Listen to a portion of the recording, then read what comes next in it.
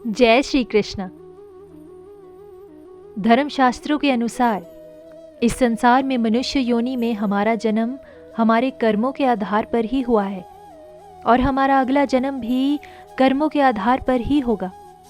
गरुड़ पुराण के अनुसार व्यक्ति के अच्छे या बुरे कर्मों के आधार पर उसका अगला जन्म होता है।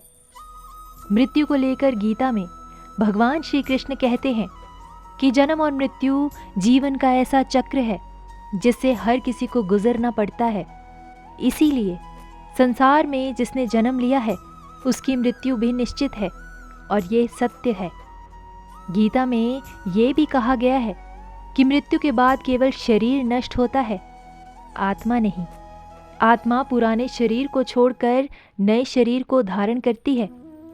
गरुड़ पुराण में कुल 84 लाख योनियों के बारे में बताया गया है।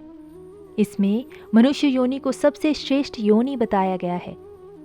गरुड़ पुराण में कर्मों के आधार पर जन्म लेने वाले योनि के बारे में बताया गया है, यानी मृत्यु के बाद आपका जन्म किस योनि में होगा ये पहले से ही निर्धारित है, क्योंकि आप अपने जीवन में जिस तरह का कर्म करेंगे मृत्यु पश्चात उसी के आधार पर आपका अगला जन्म भी होगा।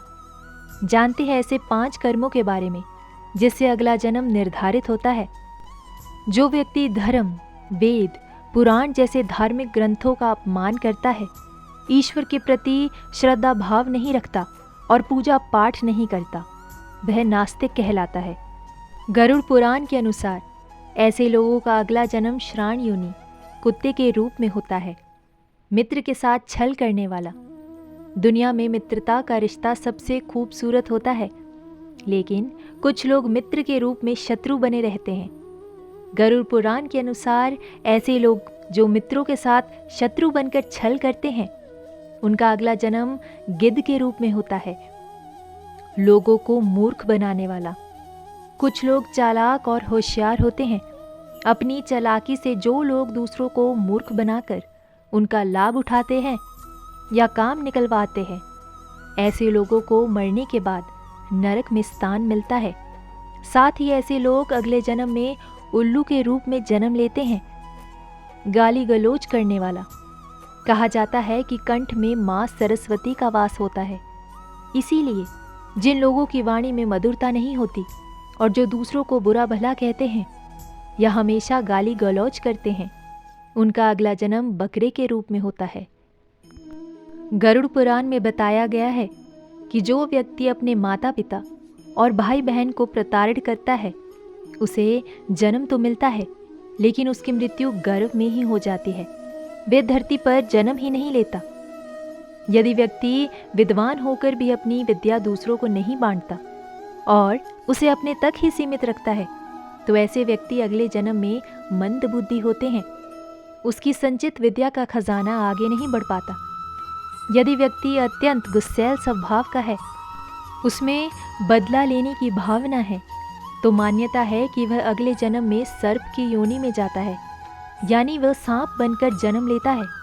गरुड़ पुराण के मुताबिक जो व्यक्ति मृत्यु के समय भगवान का नाम लेता है तो भगवान उस व्यक्ति के लिए मुक्ति का मार्ग खोल देते हैं। यही कारण है कि शास्त्रों में मरते समय राम का नाम लेना महत्वपूर्ण माना गया है। यदि व्यक्ति में धन का लालच नहीं है, उसके प्रति उदारवादी दृष्टिकोण नहीं है और धन के अच्छे कार्यों में नियोजन करता है, तो अगले जन्म में उसे अनायास ही धन की प्राप्ति होती है। वह उस धन को फिर अच्छे कार्यों में ही लगाता है।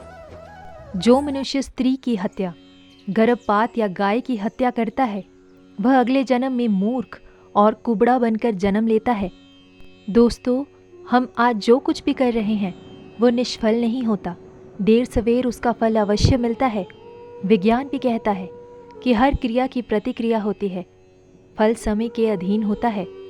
आग में यदि हाथ डाला जाए तो हाथ तुरंत जल जाता है, परंतु एक वृक्ष का बीज आज बोया गया तो उसमें फल आने में कई वर्ष लग जाएंगे, पर फल मिलेगा अवश्य। शुभ कर्म का फल शुभ और अशुभ कर्म का फल अशुभ होना ही है। कर्म वो आईना है जो हमारा असली चेहरा दिखा देता है, क्योंकि कोई भी व्यक्ति अपनी खूबसूरती से नहीं बल्कि अपने कर्मों से बड़ा होता है। व्यक्ति को हमेशा ऐसे कर्म करते रहना चाहिए जिससे वे किसी के काम आ सके। जिस व्यक्ति की सोच जैसी होती है उसके कर्म वैसे ही होते हैं। अगर व्यक्ति अपने कर्मों से ही दोस्ती कर लेता है तो वह हमेशा फ़ायदे में रहता है। कर्म नियमों के अनुसार व्यक्ति को हमेशा कर्म करते रहना चाहिए। ऐसा करने से ज़िंदगी आपकी खूबसूरत मौका देती है। जो नियमों में बंध कर जीवन यापन करता है वह लक्ष्य की प्राप्ति भी करता है। कर्मों को यदि हम पूजा बना ले तो बंधनों से मुक्ति भी संभव है। धन्यवाद। जय श्री कृष्ण। राधे राधे।